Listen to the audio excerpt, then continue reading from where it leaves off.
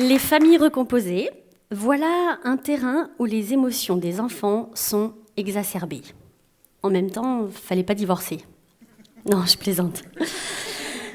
Elles ne se manifestent pas que là, elles nous accompagnent à chaque instant. Les émotions sont nos amis et deviennent nos ennemis à partir du moment où on ne les accueille pas convenablement. Tu ne dois pas ressentir ce que tu ressens ou tu devrais ressentir ce que tu ne ressens pas est malheureusement trop souvent le message que l'on envoie à nos enfants sans le vouloir. En m'entendant le dire, je suis confortée dans l'idée que cette phrase génère de la souffrance chez les personnes qui se plient à cette injonction. Ceux qui tentent d'étouffer leurs émotions ou ceux qui tentent d'éprouver telle ou telle émotion.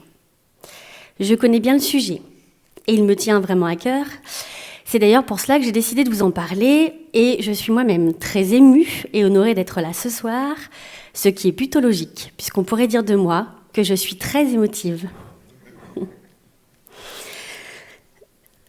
Et voilà.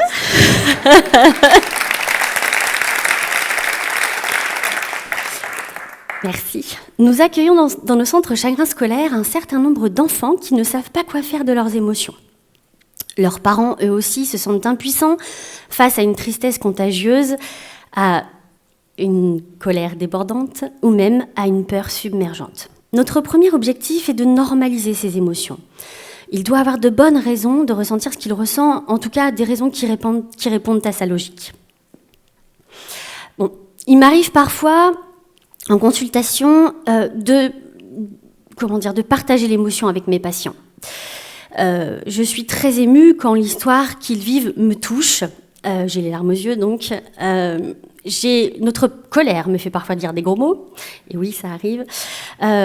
Et j'ai parfois la boule au ventre avec eux quand ils me parlent de leur peur que je trouve si légitime. Je vais vous parler de Jules et Louis, deux cousins qui sont venus me voir tour à tour, car ils étaient très tristes car ils avaient perdu leur grand-père adoré. D'un côté, nous avons des parents qui ne cessent d'en parler. Ça va mon cœur, tu n'as pas trop pensé à grand-père aujourd'hui. De l'autre, des parents qui s'interdisent d'en parler et même de ressentir leurs émotions. Mais commençons par Jules, qui est venu le premier. Lorsque sa maman vient me voir au cabinet, elle me dit ne plus savoir comment aider son fils qui est très triste depuis le décès de son grand-père adoré. Elle me dit ne pas comprendre, car à contrario, Louis, son neveu, n'est pas triste et n'en parle pas. Lorsque nous sommes seuls, le petit garçon et moi, je lui dis « Jules, je vais te demander de prendre rendez-vous avec ta tristesse, quand tu le décides, pour l'accueillir et éviter qu'elle ne vienne te cueillir à tout moment. » La réponse ne s'est pas fait attendre, mais comment je vais faire ? J'ai pas son numéro. Je lui ai dit « Jules, tu as raison de me poser cette question. Je vais donc te demander de t'installer dans ta chambre, confortablement, seul, sans risque d'être dérangé. Et je vais te demander de penser à tout ce qui te rend triste aujourd'hui, et notamment au décès de ton grand-père qui crée un grand vide dans ta vie actuellement. Si tu le souhaites, après ce rendez-vous, tu pourras demander un câlin à maman, mais uniquement si tu le souhaites. En parallèle, je demande à la maman de faire ce que l'on appelle la conspiration du silence, c'est-à-dire ne plus du tout l'interroger sur son grand-père et lui laisser en parler quand il le décide, quand il le souhaite. Lorsqu'ils reviennent me voir, 15 jours plus tard, Jules me dit que ça a été très dur à faire, mais qu'il l'a fait et qu'il est moins triste. Et les câlins de maman l'ont beaucoup aidé, bien évidemment.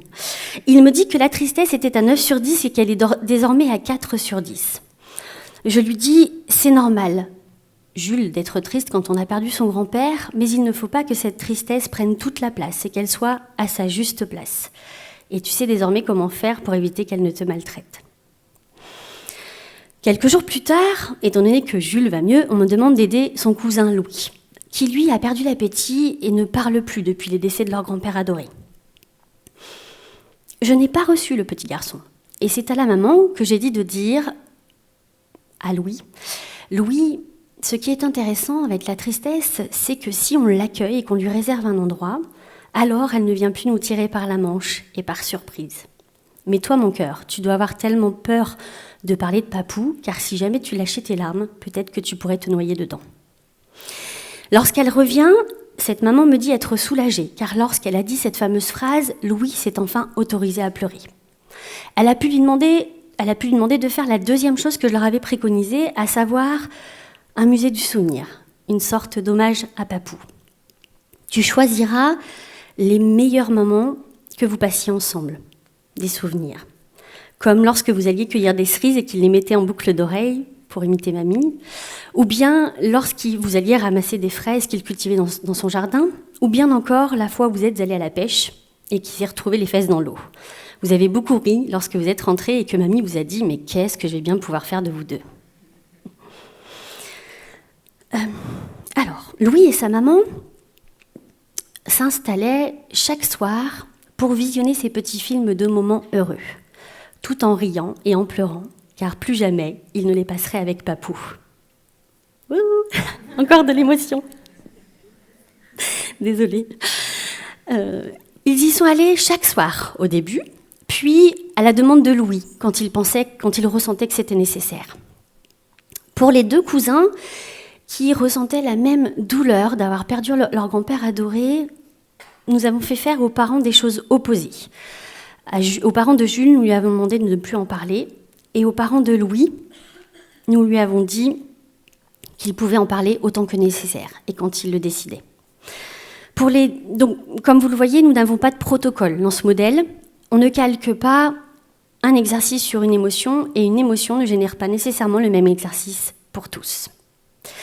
Alors, la première chose que me dit Arthur, 10 ans, lorsqu'il vient me voir au cabinet, c'est qu'il explose littéralement de colère sans même savoir pourquoi. Je lui dis, Arthur, ce n'est pas nous qui décidons de ressentir telle ou telle émotion, mais que c'est l'émotion qui vient à nous. Et facteur aggravant dans ta situation, la colère est une émotion qui est souvent mal perçue. D'une part parce qu'on nous pousse à la maîtriser, et d'autre part car on considère qu'elle est négative, alors que parfois elle permet de changer le monde. Je lui dis, les émotions, quelles qu'elles soient, ne supportent pas qu'on les rejette. Et je pense que c'est ce que tu fais. Je vais donc te demander à partir d'aujourd'hui de faire la chose suivante. Lorsqu'une émotion arrivera, j'aimerais que tu te dises dans un premier temps, elle a de bonnes raisons d'être là.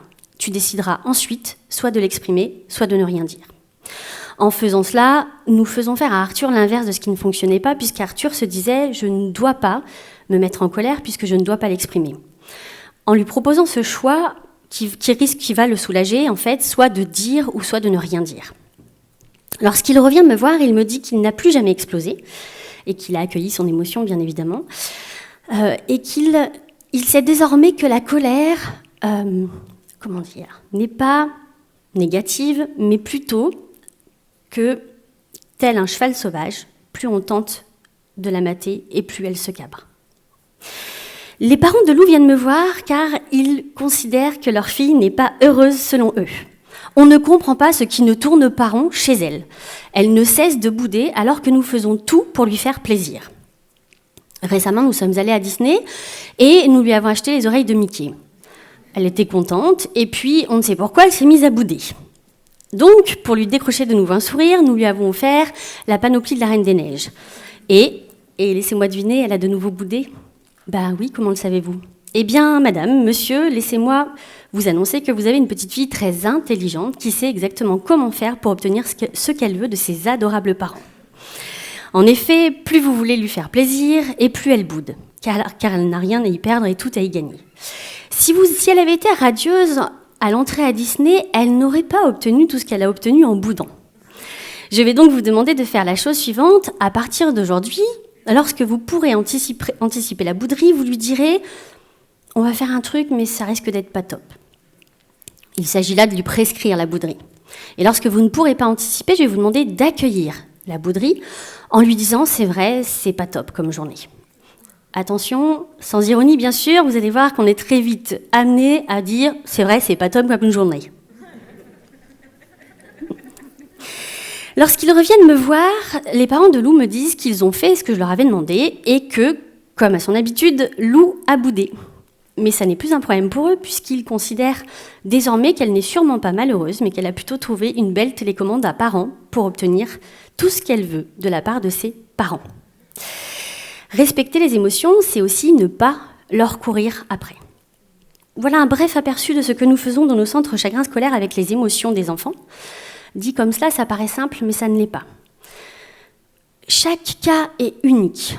Il est important et primordial de respecter les émotions des enfants sans maltraiter nos propres émotions, tout en restant à côté d'eux et pas entre le monde et eux. Chaque émotion a son utilité. La tristesse nous met à l'écart du monde le temps de penser nos plaies. La peur nous fait fuir le monde pour nous en protéger. La joie nous permet d'embrasser le monde. Et la colère, quant à elle, nous permet de changer le monde. Pour toutes ces raisons, il est important d'apprendre à nos enfants à accueillir leurs émotions. Vous l'aurez compris, nous sommes plutôt du genre à aider nos patients, à amener nos patients à accueillir leurs émotions et à les bercer comme des anges gardiens qu'elles sont. Je les ai longtemps maltraités moi-même, et grâce à Emmanuel Piquet et au modèle de Palo Alto, désormais, lorsqu'une émotion arrive, comme vous avez pu le constater, je l'accueille en me disant qu'elle a de bonnes raisons d'être là, puis je prends le temps de lui offrir un thé et des cupcakes. Merci beaucoup.